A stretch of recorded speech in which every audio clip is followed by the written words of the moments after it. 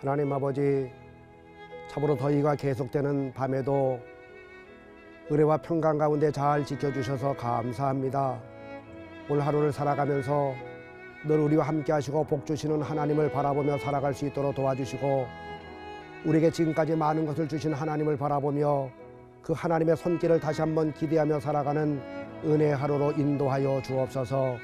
걸음마다 늘 도와주시는 하나님을 바라보게 하여 주옵시고, 또 주님을 늘 앙망하며 살아가는 귀한 하루 되게 하여 주옵소서.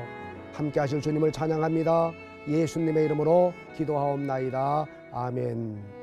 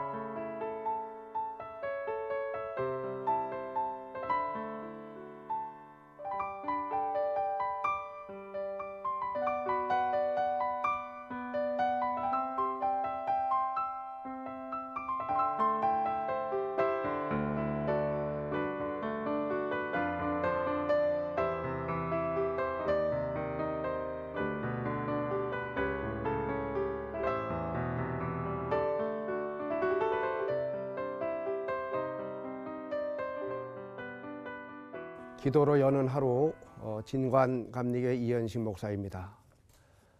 지난주 수요일 날 아사왕에 대한 말씀을 드린 적이 있습니다. 유다의 3대 왕인 아사왕은 하나님이 평안함을 주셨을 때 그 평안함을 참 잘 관리한 그런 왕이었습니다. 그 평안함은 하나님이 주셨다고 고백을 했고, 그 평안함의 순간 바로 실력을 잘 키워나가면서 군사력을 증강시키고 성벽을 잘 쌓았습니다. 또한 아사왕은 구스나라가 100만 대군을 이끌고 쳐들어오게 되었을 때 또 위기 관리를 참 잘한 사람입니다. 바로 그 위기의 순간 문제보다 더 크신 하나님을 바라보게 되었고, 그 하나님께 기도함을 통해서 하늘의 무궁무진한 자원들을 삶의 현장에 가져다 쓴 그런 왕이었습니다. 그 결과 하나님께서는 이 아사왕에게 승리의 때가 지속될 수 있는 평안함의 순간들을 계속해서 주시게 되었고, 30여 년 동안 계속해서 평안함과 승리를 맛보게 됩니다. 그런데 안타깝게도 이 아사왕은 승리의 때를 잘 못 보내게 됩니다. 하나님이 주신 승리의 때를 잘 못 보내게 되었고, 결국은 아사왕 36년 되던 해에 오늘 본문 역대하 16장을 보게 되면 이런 일이 벌어지게 됩니다. 북왕국의 바사왕이 그 당시 세계 최강대국이었던 아람 나라의 그 왕을, 아람 나라를 등에 업고 이 남왕국 유다를 공격하게 됩니다. 그때 이상하게도 이 아사왕은 전과 다르게 군사를 소집하고 혹은 기도하거나 그래서 싸움터에 나가지 않고 이 왕궁 곳간에 있는, 또 성전 곳간에 있는 은금들을 다 모으게 됩니다. 그리고는 그 은금들을 다 이 아람 왕에게 다 가져다 주면서 이렇게 말합니다. 우리하고 화친을 맺으십시다 라고 이야기합니다. 그 당시 강대국이었던 아람 왕은 북왕국 바사 왕과 이미 화친을 맺은 상태입니다. 그래서 이 북왕국 바사 왕은 아람 왕을 등에 업고 남왕국을 공격을 한 겁니다. 그 사실을 알고 남왕국 아사 왕은 아람 왕에게 뭐라고 말하는가 하면, 우리가 더 잘해줄 테니까 북왕국과의 화친을 깨고 우리하고 조약을 맺자고 이야기합니다. 정치, 외교적으로 보게 되면 굉장히 수단이 높고 굉장히 훌륭한 그런 모습처럼 보였습니다. 그러나 하나님의 평가는 너무 좋지 않았습니다. 하나님은 하나니라고 하는 선지자를, 오늘 본문을 보게 되면 그 선지자를 이 아사왕에게 보내어서 이렇게 말합니다. 당신은 지금 망령된 일을 행했습니다 라고 책망을 합니다. 그러면서 전에는 안 그랬는데 왜 지금은 그렇게 행동을 하냐고 또 한 번 책망하게 됩니다. 과거에 구스나라가 쳐들어왔을 때는 이렇게 하지 않았는데 왜 지금은 이렇게 하냐고 라고 이야기하면서 책망을 하게 됩니다. 구스나라가 쳐들어왔을 때는 바로 이 아사 왕은 하나님 앞에 무릎 꿇고 기도함으로 하늘의 능력을 가지고서 구스나라와의 싸움에서 승리를 했습니다. 근데 지금은 그렇게 하지 않았습니다. 왜 그런 일이 벌어지게 되었고 왜 이 아사 왕은 결국은 책망받는 사람이 되었을까요? 이유는 바로 한 가지입니다. 한나라 왕으로서 36년, 지금 아사 왕은 가진 게 너무 많습니다. 경제력, 군사력, 좋은 인맥들, 수없이 많은 자기 경험들, 지금 가지고 있는 것들이 너무 많습니다. 근데 한번 생각해 보십시오. 지금 아사 왕이 가지고 있는 그 수많은 것들 누가 주셨습니까? 다 하나님이 주신 겁니다. 하나님이 주셔서 수많은 경제력, 군사력, 또 수많은 경험들, 인맥들 다 하나님이 주셨습니다. 사실 처음에 아사는 하나님이 주신 것들을 바라보면서 하나님께 감사했습니다. 하나님이 주신 그 소중한 것들을 바라보면서 그것을 주신 하나님을 감사했지요. 근데 시간이 지르면서 이상하게 바뀌어지게 됩니다. 이상하게도 그것을 주신 하나님은 보이지 않고 그것들만 보이기 시작합니다. 그리고 더 큰 문제는 무엇인가 하면 하나님이 주신 그것들만 가지고서도 얼마든지 모든 문제를 해결할 수 있을 것이라고 생각하게 됩니다. 점차 아사 왕의 생각 속에서 하나님이 없어도 하나님이 주신 그 수많은 것들, 그것만 내가 의지한다면 나는 얼마든지 승리할 수 있다. 바로 하나님이 주신 것들이 의지의 대상으로 바뀌어지게 되었다고 하는 것입니다. 오늘 우리에게 한번 적용해 볼까요? 우리가 인생을 살아가게 되면 바로 인생을 사는 만큼 우리들에게는 수없이 많은 것들이 쌓여지게 됩니다. 경제적으로나 또 사람과의 관계, 또 경험들, 또 수많은 것들이 쌓여지게 됩니다. 그러나 여러분 아십시오. 하나님 주신 그것들은 많던지 적던지 감사의 제목들이지 감사의 거리들이지 결코 우리의 의지의 대상이 아니라고 하는 사실을 분명하게 기억하십시오. 창세기를 보게 되면 하나님께서 주신 아들 이삭을 아브라함에게 하나님께서는 모리아산에서 제물로 번제로 드리라라고 하게 되는 청천벽력과도 같은 말씀을 내리고 있는 장면이 있습니다. 왜 그렇게 하셨을까요? 여러분 성경을 자세히 보시면 하나님이 원하셨던 것은 이삭이 아니었습니다. 아브라함에게 있어서 이삭이 생겨지기 전까지 바로 아브라함의 유일한 희망과 모든 것은 다 하나님이었습니다. 근데 이삭이 생겨지게 되었고 이삭이 점점 자라나게 되었고 아브라함의 나이가 점점 많아지게 되면서 이상하게도 아브라함의 마음속에는 이삭이 하나님 대신 자리를 잡게 되었고 바로 이삭이 희망이었고 이삭이 의지의 대상으로 바뀌어지게 되었습니다. 하나님은 바로 그걸 아셨던 겁니다.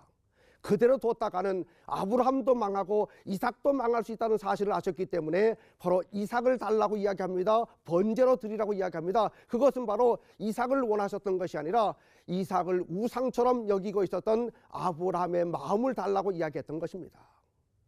우리가 주어진 인생을 살다 보면 하나님이 주신 것들 처음에는 너무 고마워서 그것 때문에 너무 고맙습니다. 감사합니다. 하나님이 주셨습니다. 라고 고백하면서 찬양 감사하다가도 그것이 많이 쌓여지게 되고 그것이 많이 내게 생겨지게 되면 언제부터인가 더 이상 하나님은 보여지지 않고 내 눈앞에 하나님이 주신 것들만 보여질 때가 있습니다. 그리고는 그것들만 가지고서도 내 인생 얼마든지 멋지게 살아갈 수 있다고 생각할 때가 있습니다. 그때가 가장 위험한 것입니다.